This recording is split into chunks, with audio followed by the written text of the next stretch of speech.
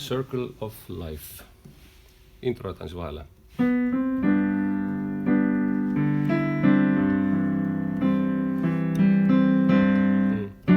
Vabandust.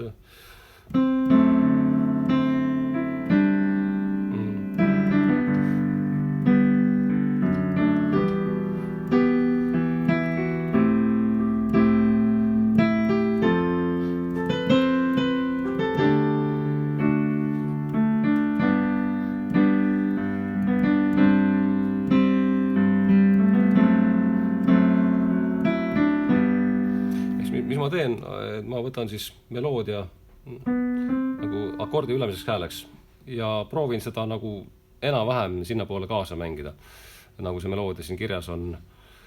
Praegu võib-olla kõige paremini õnnestunud, aga kuna siin on üks noot korduses, siis seda kõike pole vaja nagu niimoodi mängida.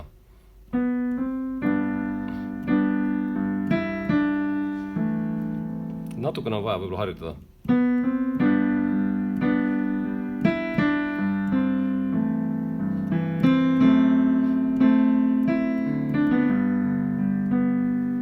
Vasakus käes võtan kas üks või kaks akordi helid.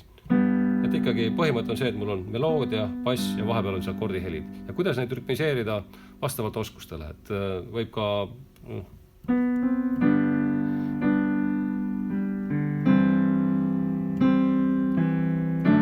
kaks, kolm, neli, üks, kaks, kolm, neli. Nüüd tal on ei ole sünkopeeritud.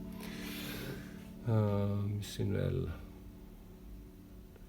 Ja kuidas ta nagu edasi läheb, nüüd ma ei oska öelda, et nii kaugele me veel ei jõudnud. Aga siis võimegi järgmisel korral veel seda vaadata.